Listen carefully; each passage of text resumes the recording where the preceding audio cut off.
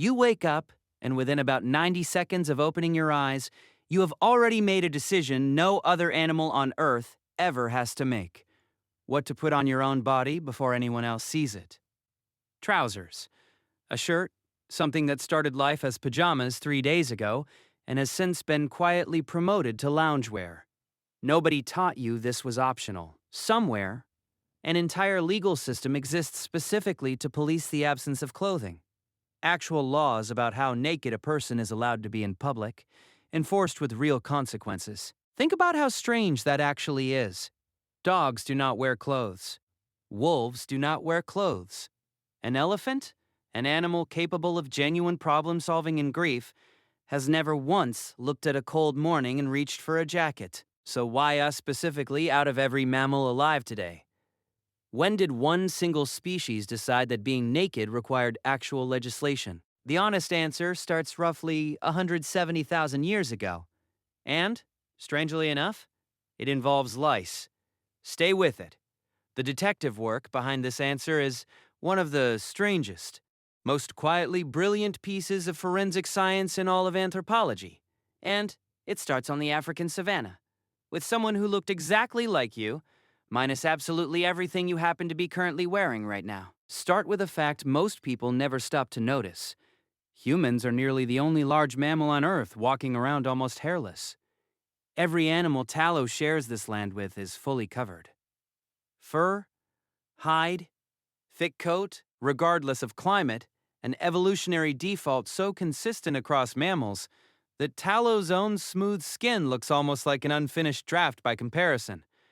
The leading explanation is thermoregulation. As early human ancestors moved into open grassland, chasing prey across long distances on foot, a thick coat of fur became a liability, trapping heat, risking a fatal overheat mid-hunt. So the body traded fur for somewhere between 2 and 4 million sweat glands instead, an elite built-in cooling system. Fantastic in summer heat. Considerably less fantastic once the temperature drops far below freezing, and that same cooling system has nothing left to insulate you. The tidy story writes itself from there. Humans got cold, wrapped themselves in animal skins, problem solved.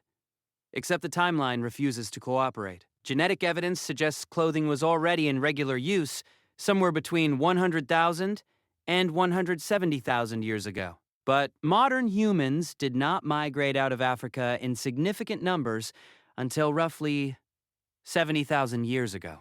Clothing shows up in the evidence tens of thousands of years before anyone actually reached a cold climate to respond to.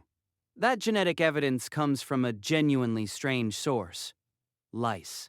Researchers at the University of Florida mapped the evolutionary history of human lice and found humans host two distinct populations: head lice, which live in hair, and body lice, which live specifically inside clothing and cannot survive on bare skin at all. Body lice branched off from head lice at one specific evolutionary split, a split that could only have happened once consistent clothing existed to create an entirely new habitat for a parasite to move into. Researchers dated that split to roughly 83,000 to 170,000 years ago.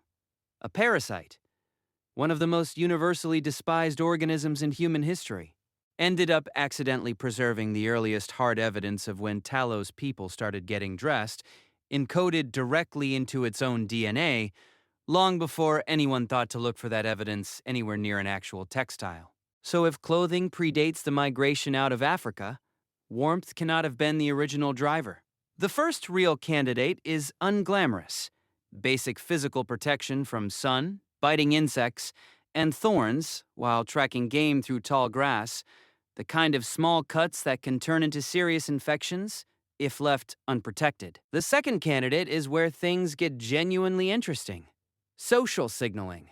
Humans are compulsively hierarchical, constantly broadcasting status and identity through posture, hairstyle, and, quite possibly from very early on, whatever they chose to drape over their own bodies.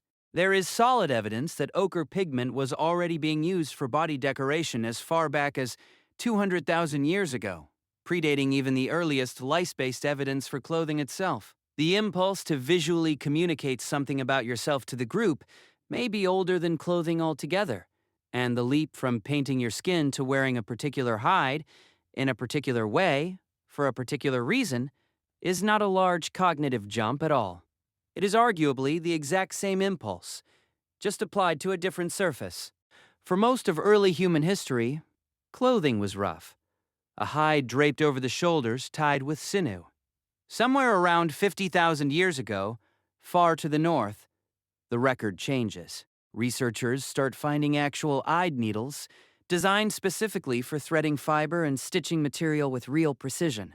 The oldest confirmed example, found in Denisova Cave in Siberia, is carved from hollow bird bone and polished to a fineness that is genuinely striking for its age, the kind of fine, deliberate craftsmanship you would not expect to survive 50,000 years of Siberian winters intact. That is design thinking, not blind instinct. Someone looked at a sliver of bone, imagined a tool that did not yet exist, and figured out how to bore a clean hole through its narrowest point, without shattering it. And in a Siberian glacial winter, fitted, sealed clothing was the difference between living through the season and not. Here is a detail that often gets quietly dropped, mostly because it complicates the version where modern humans invented everything first. Neanderthals were making and wearing clothing too, well before they ever encountered anyone like tallow at all.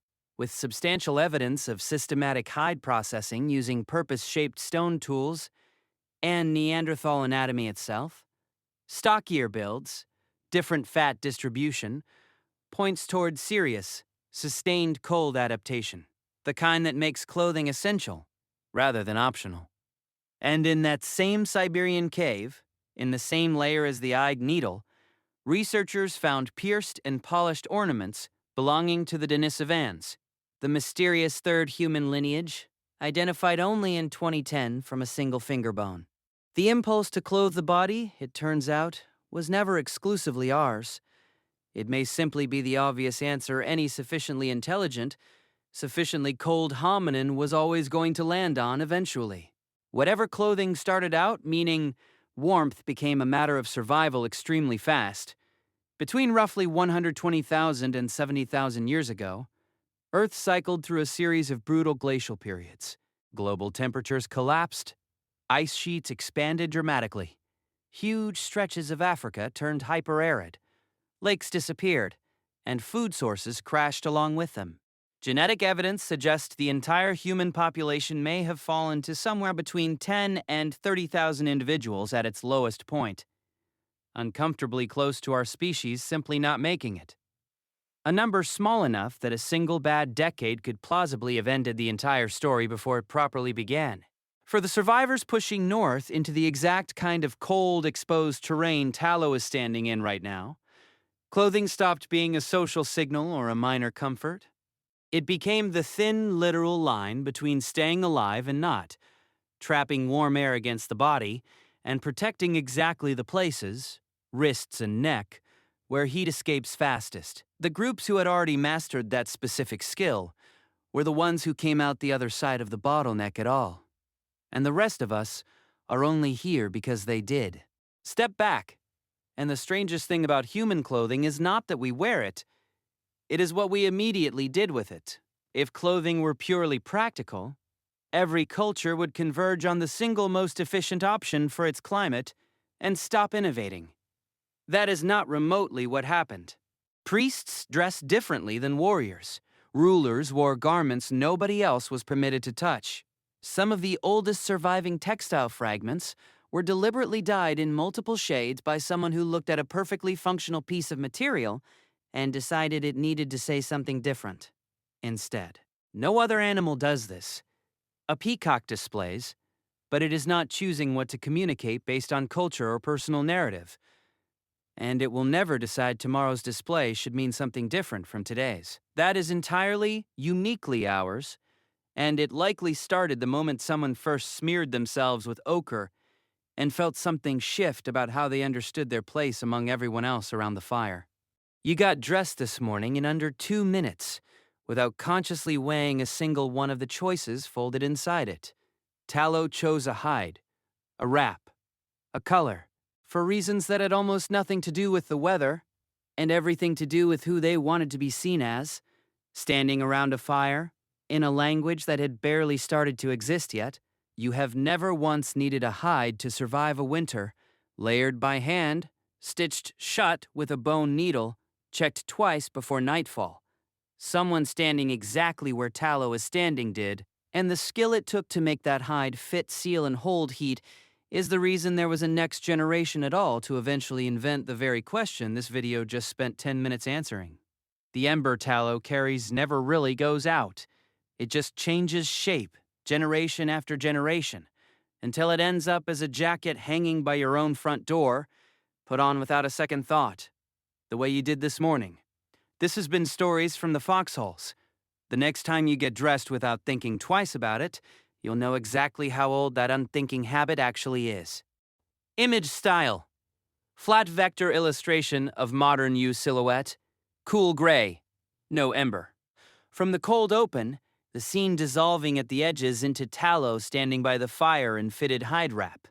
Ember ore bridging both scenes. Split tone transition. Flat shading. No photorealism.